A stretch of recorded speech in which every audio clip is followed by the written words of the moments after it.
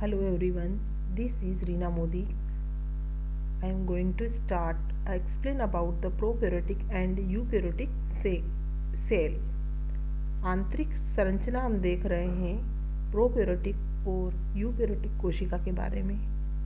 Eukaryotic कोशिका एक विकसित कोशिका होती है जिसकी संरचना में हमें सबसे बाहर की ओर सेल मेम्ब्रेन या कोशिकीय झिल्ली दिखाई देती है। इसके अंदर की ओर हम जाएं तो कोशिकीय द्रव्य सेल साइटोप्लाज्म है जिसके अंदर एक सुव्यवस्थित केंद्रक मौजूद होता है जिसमें अपना खुद का डीएनए होता है, जेनेटिक मटेरियल होता है। यही प्रोकैरियोटिक कोशिका में एक केंद्रक की सुव्यवस्थित केंद्रक अनुपस्थित होता है। यूकैरियोटिक कोशिका में अंगक पाए जाते हैं जो प्रोकैरियोटिक कोशिका में अनुपस्थित होते हैं। जितने भी ऑर्गेनिज्म हम आँखों से देख सकते हैं वो सारे ही यूकैरियोटिक कोशिकाओं से बने हैं। उनकी कोशिका यूकैरियोटिक कोशिका होती है। प्रोकैरियोटिक कोशिका ऐसी कोशिका है जिसमें सुगठित केंद्रक नहीं है, न ही न्यूक्लियर मेम्ब्रेन है, केवल इसका जेनेटिक मटेरियल सेल साइटोप्लाज्म में तैरता हुआ पाया जाता है। इसका उदाहरण हम देखें मोनेरा का। मोनेरा जगत में bacteria, cyanobacteria, blue green algae, उसमें प्रोकैरियोटिक कोशिका पाई जाती है। यूकैरियोटिक कोशिका में कोशिकीय अंगक सारे मौजूद है, लिटिल ऑर्गन्स भी इन्हें कहा जाता है। हम सबसे पहले बात करेंगे एक सुव्यवस्थित केंद्रक की।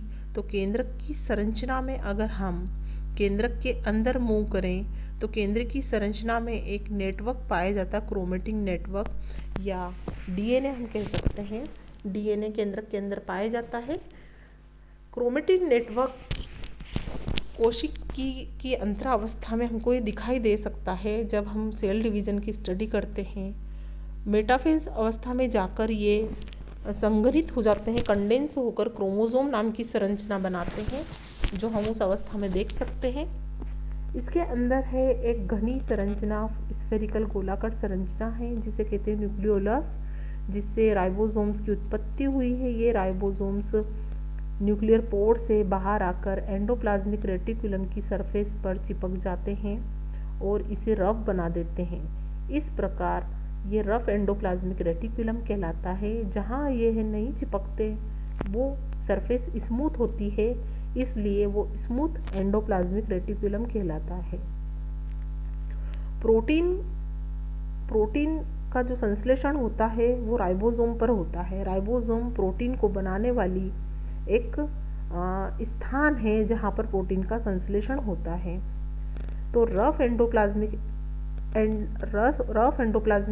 रेटिकुलम जो है प्रोटीन का संश्लेषण करेगा। अगर हम उसमें देखें आंतरिक संरचना में तो ये प्रोटीन की पॉलीपेप्टाइड चेन जो रफ एंडोप्लाज्मिक रेटिकुलम के अंदर बनी है वो हमको दिखाई दे रही है।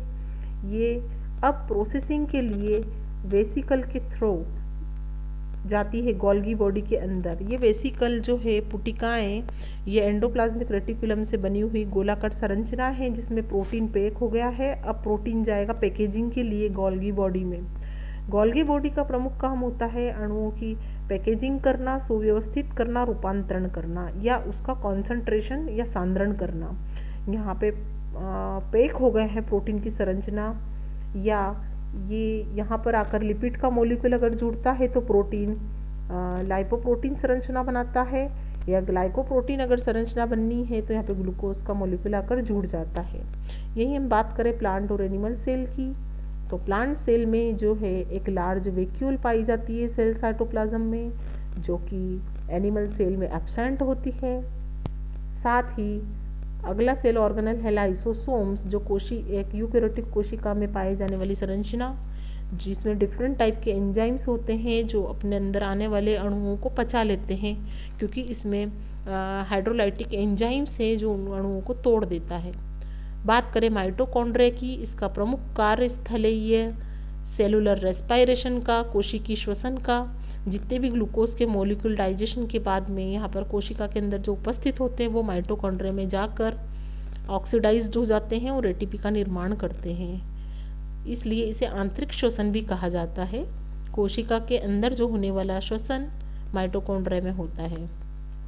इसके साथ साथ ही पूरी कोशिका में छोटे छोटे माइक्रोट्यूब्यूल से बने हुए माइक्रोफिलामेंट पाए जाते हैं, उसका जाल पाया जाता है जिसे साइटोस्केलेटन कहते हैं। ये माइक्रोट्यूब्यूल से बना हुआ जाल है। बात करें हम एनिमल और प्लांट सेल में डिफरेंस की, तो प्लांट सेल में एक विशेष सेल ऑर्गेनल और पाया जाता है जिसे कहते हैं हम क्लोरोप्लास्ट। क्लोरोप्लास्ट केवल प्लांट सेल में पाया जाता है, एनिमल सेल में नहीं पाया जाता। इसकी संरचना इस तरह से डिस्कॉइड स्ट्रक्चर है, सिक्के की गड्डियों के रूप में इसमें ग्राना पाए जाते हैं जिसके अंदर क्लोरोफिल पिगमेंट पाया जाता है जो प्रकाश संश्लेषण के लिए रिस्पॉन्सिबल है। प्लांट सेल में इसके अतिरिक्त सेल मेम्ब्रेन के ऊपर एक सेल वॉल पाई जाती है जो एनिमल सेल में अनुपस्थित होती है। Thank you.